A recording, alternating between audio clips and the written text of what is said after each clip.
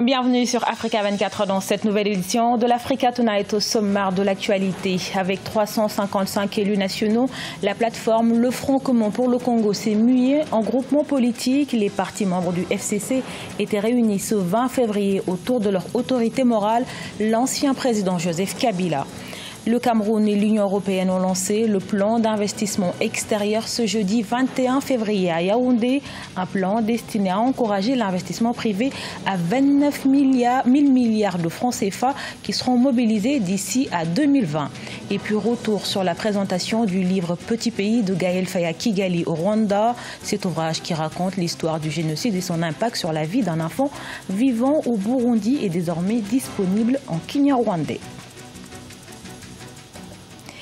Il s'affiche en un rassembleur dans son propre camp en République démocratique du Congo. L'ancien président Joseph Kabila a réuni ce mercredi les cadres de son parti, le FCC, force politique incontournable. Le Front commun pour le Congo entend bien jouer un rôle central dans la recomposition politique en cours. Reportage de notre correspondant Jacques Mboka. C'est à Kingakati, la ferme de l'ex-président Joseph Kabila, à une centaine de kilomètres de la capitale, que le FCC s'est réuni autour de son chef ce mercredi 20 février 2019. Objectif, manifester à l'autorité morale par la signature d'un engagement, leur fidélité et loyauté. Avec ses 355 députés nationaux, le Front commun pour le Congo pourrait donc être bien positionné pour plus de portefeuilles dans le premier gouvernement Félix Tshisekedi. Mais il est tout autant vrai que le Front commun a gagné une large majorité parlementaire. Et donc là, nous sommes dans le processus de formalisation de cette majorité parlementaire.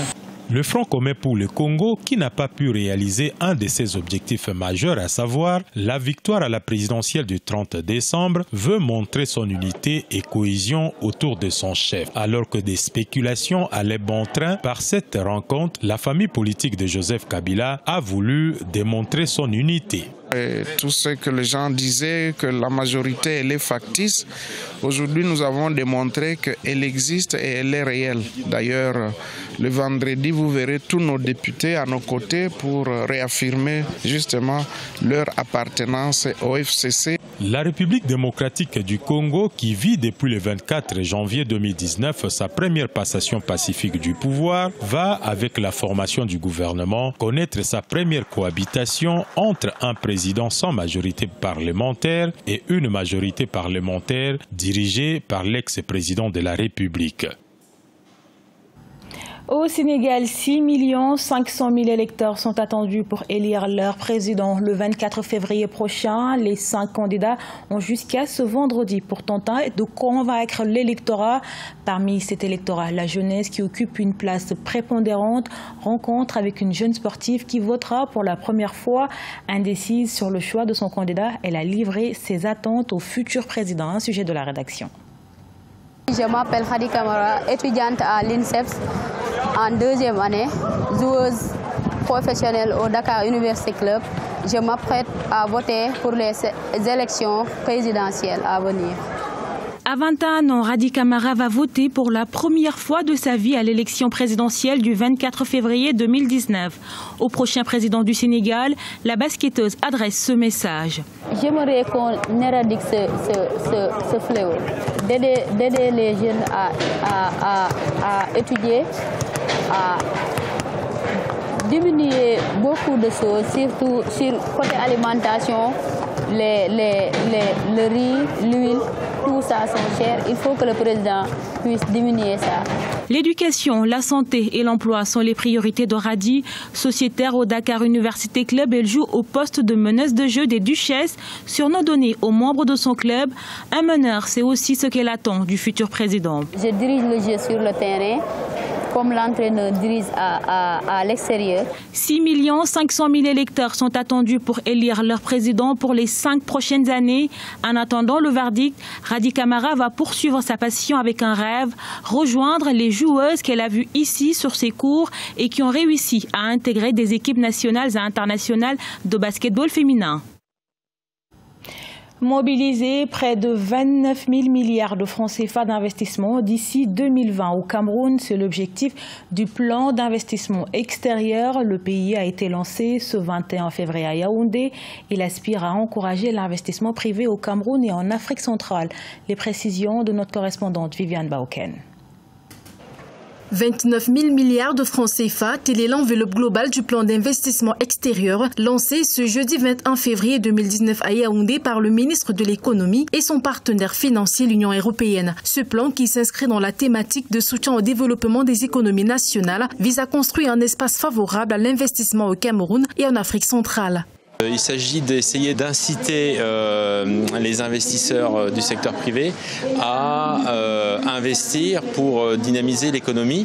Et pour cela, en fait, l'idée, c'est d'essayer de diminuer le niveau de risque de ces investisseurs privés. Et sur les investissements publics, c'est de faciliter ces investissements en incluant une partie dons mixée à une partie prêt qui permet en fait de mobiliser ces investissements. Dans l'optique de permettre au Cameroun de bénéficier de cet important plan d'investissement, la cellule d'appui à l'ordonnateur national envisage d'encourager le secteur privé dans la maturation de leurs projets. C'est l'objectif. Nous sommes tous convaincus que les créateurs de richesse, le moteur de la croissance, c'est le secteur privé. Et dans ce cadre-là, il faut leur donner un environnement favorable aux investissements et aussi faciliter, comme je le disais, le montage et la maturation des projets. Donc oui, je crois que c'est le bon interlocuteur et je crois que les dispositions vont être prises pour que ce plan d'investissement extérieur puisse vraiment bénéficier aux entreprises pour une croissance inclusive et durable du pays. Le plan d'investissement extérieur lancé à Yaoundé a pour objectif de mobiliser des investissements publics et privés durables en vue d'améliorer le développement économique et social des pays par la création des emplois décents.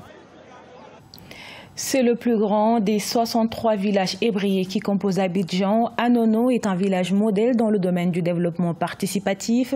En effet, pour sa modernisation à l'horizon 2024, ce sont près de 7 milliards de francs CFA que vont se cotiser les populations. Les infrastructures seront financées sur fonds propres. Reportage de notre correspondant à Côte d'Ivoire, Oliva Diakoton.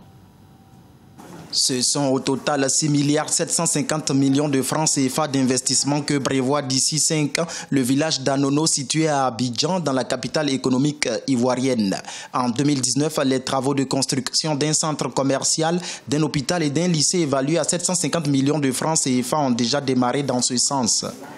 D'ici 5 ans, je sais qu'il ne pourrait pas tout faire, mais d'ici 5 ans, 6 ans maximum, il faut que je réalise au moins 75% des projets qu'on a lancés. Le village compte également poser 12 km de bitume pour sa modernisation à l'horizon 2024. Ce projet qui coûtera 6 milliards de francs CFA sera financé sur fonds propres par les populations. Quand vous rentrez dans le village, on a des magasins, on prélève des fonds auprès de tous ces magasins, le marché. On a construit un nouveau marché qui nous appuie. Donc on a quelques fonds. À la tête de la chefferie d'Anono depuis 2 ans, Séverin Nangui Djorogo souhaite inculquer le développement participatif aux populations par la levée régulière de fonds pour la réalisation des projets sociaux communautaires. C'est l'histoire d'un enfant à Bujumbura dans les années 1990. Le livre Petit pays de Gaël Faye. Il raconte comment les guerres du Burundi et du Rwanda ont mis fin à son insouciance.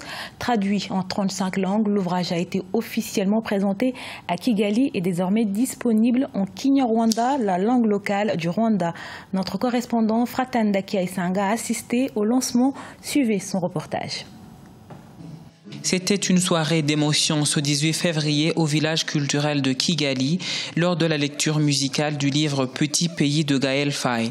L'auteur, accompagné de son équipe, a présenté la traduction en Kinyarwanda de son livre Gahuku Gato dans la langue locale parlée au Rwanda et au Burundi. Je partage une cigarette avec la vieille Rosalie sur la tombe de mes oncles, Alphonse et Pacifique. À 6 pieds sous la glace, je les entends réciter des poèmes d'amour pour les femmes qui n'ont pas eu le temps d'aimer. Fredonner des chansons d'amitié pour les camarades tombés au combat. Petit pays est une histoire des conflits dans la région des Grands Lacs, mais surtout celle du génocide de 1994 au Rwanda et ses conséquences. Le personnage principal, Gabriel, est un petit garçon qui raconte comment sa vie d'enfance a été bouleversée par des conflits qu'il ne comprenait pas. Donc au moment de la sortie, il y avait déjà 15 traductions et je trouvais ça très étrange que ce livre qui parle du Rwanda, du Burundi, dont l'action se déroule dans la région, soit traduit en chinois, en japonais, en italien, en anglais, en russe, mais pas en Kinyarwanda et en Kirundi. Moi, mon envie principale, c'est que ce livre puisse toucher la jeunesse et travailler avec les écoles. Le lancement de la version rwandaise du livre Petit pays de Gaël Faye survient au moment où le Rwanda s'apprête à commémorer pour la 25e fois le génocide perpétré contre les Tutsis et au moment où le film sur ce livre se tourne à la frontière du Rwanda avec la République démocratique du Congo. Ce journal a été réalisé par l'ensemble de la rédaction. Merci pour votre fidélité. Retrouvez dans un instant une nouvelle édition de l'actualité sur Africa 24.